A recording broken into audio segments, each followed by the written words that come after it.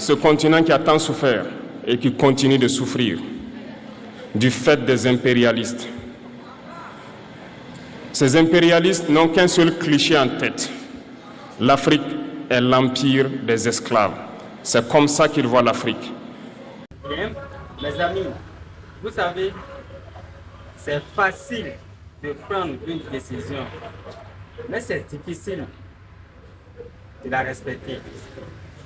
C'est la raison pour laquelle, lors des campagnes, beaucoup de présidents viennent au pouvoir en disant beaucoup de choses.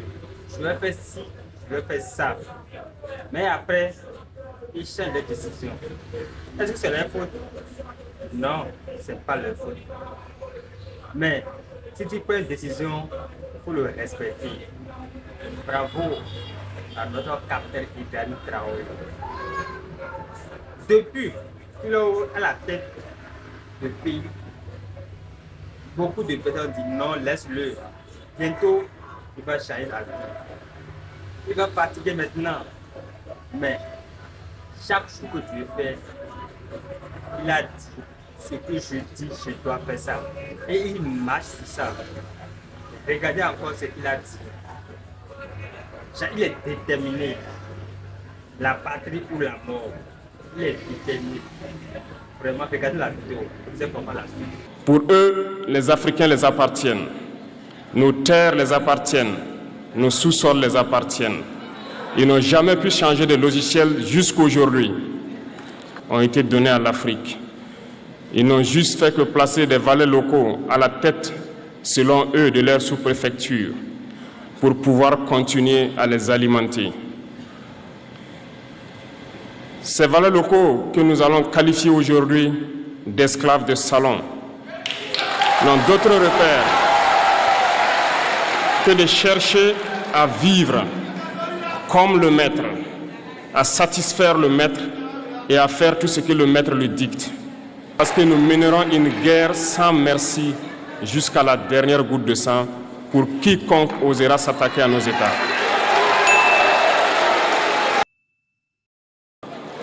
C'était un immense plaisir et un honneur de nous retrouver ici aujourd'hui, une date bénie, une date mémorable. Avant tout propos, rendons grâce à Dieu qui a permis donc que ce jour soit. Nous lui disons merci pour tout ce qu'il a pu faire pour nous jusqu'aujourd'hui et tout ce qu'il fera pour le peuple de l'AES. Nous avons le même sang qui coule dans nos veines. Dans nos veines coule le sang de ces vaillants guerriers qui ont combattu et qui ont réservé ces terres que nous appelons Mali, Burkina et Niger.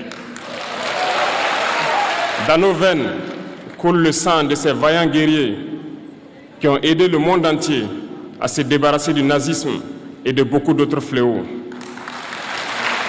Dans nos veines coule le sang de ces vaillants guerriers qui ont été déportés d'Afrique vers l'Europe, l'Amérique, l'Asie ou je ne sais encore, et qui ont contribué à construire ces États pendant l'esclavage.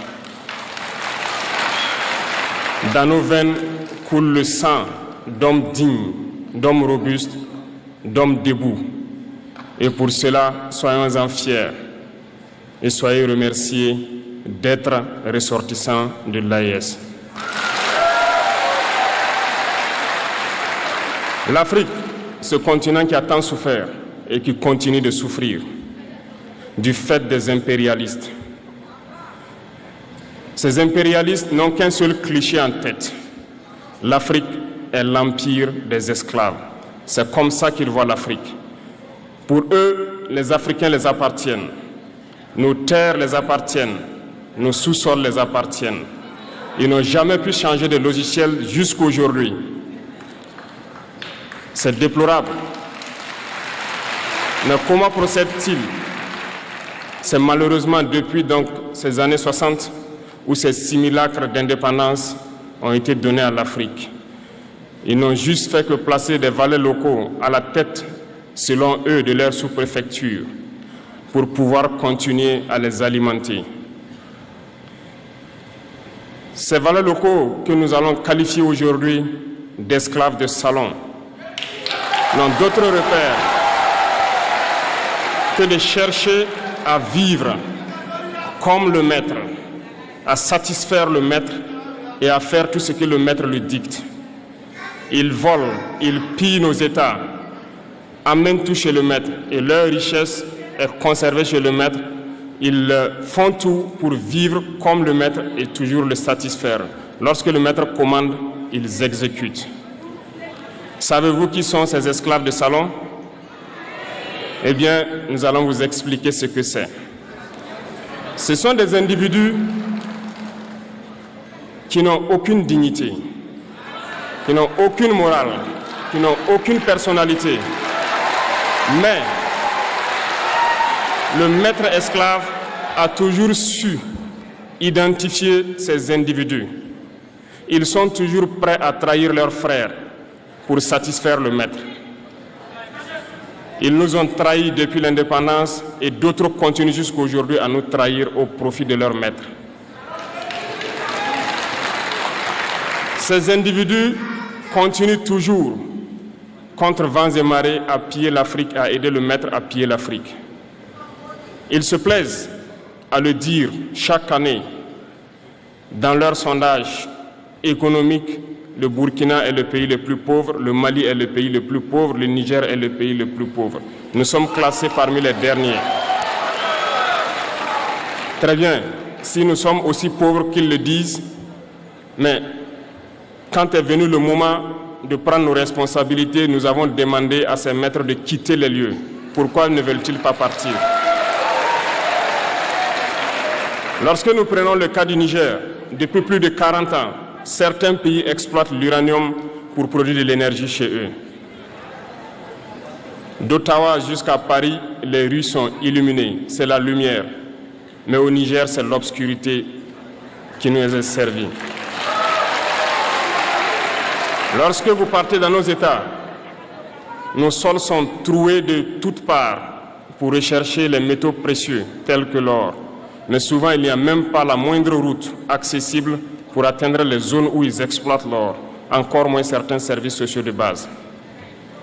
Voilà pourquoi nous avons décidé de nous révolter et de prendre le destin de nos pays en main. Il y a bien d'autres exemples.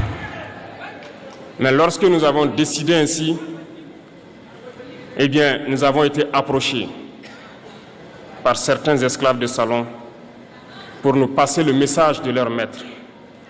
Parce qu'ils avaient créé cette sorte de chaîne polymère qui se relève à la tête de nos États pour les servir. Et nous sommes venus briser la chaîne. Et c'est inconcevable pour eux. Ils nous ont donc approchés et ils nous ont demandé de rentrer dans les rangs pour faire partir de l'élite qui doit diriger l'Afrique. Parce qu'ils ont une élite formée et formatée qui doivent suivre, qui sont incrustés dans cette chaîne-là. Nous avons refusé de rentrer dans leur rang. Et dès lors, les hostilités ont commencé. Et ils ont fait fourvoyer dans nos zones plusieurs mercenaires, des formateurs. Les agents sont descendus dans le Sahel pour espérer mener des attaques barbares, lâches contre nos populations, espérer les révolter. En plus de ces attaques sur le terrain, les attaques communicationnelles, la manipulation, la désinformation battent son plein dans leur rang. Mais les peuples du Sahel ont compris et plus jamais on ne pourra les manipuler. Ils savent d'où ils viennent, ils savent ce qu'ils font et ils savent où ils partent.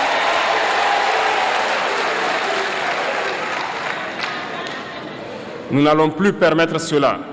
Les gens sont éveillés et les gens se battent aujourd'hui, pas pour nous-mêmes, mais pour les générations à venir. Et merci à tous pour le combat qui est livré. Cela ne nous fait jamais pleurer. Nous n'allons pas trembler. Nous allons affronter. Nous allons nous battre pour l'indépendance réelle, pour notre liberté. Parce que pour faire peur au peuple de l'AES, ces individus n'ont que 3 termes dans la bouche: démocratie, liberté, droit de l'homme. Bien sûr, Leurs valets locaux ne sont élus que dans un processus démocratique, libre et transparent selon eux leurs valeurs. Quoi de plus normal qu'on veuille nous imposer cela, parce que c'est eux qui édictent les règles. Très bien, nous avons décidé de nous assumer. Voilà pourquoi un 26 juillet 2023, lorsque le Niger a décidé de tourner la page, les esclaves de salon et leurs maîtres sont montés sur les grands chevaux. Ils ont mis leurs valets locaux en avant et ont décidé de mener une guerre contre le peuple nigérien. Nous avons donc dit, quiconque osera s'en prendre au Niger nous aura en face, parce que nous mènerons une guerre sans merci jusqu'à la dernière goutte de sang pour quiconque osera s'attaquer à nos États. Cette parole, cette décision que nous avons eue hier est d'actualité aujourd'hui et sera d'actualité demain et pour toujours. Ainsi naquit l'AES le 16 septembre 2023 dans une architecture de défense mutuelle.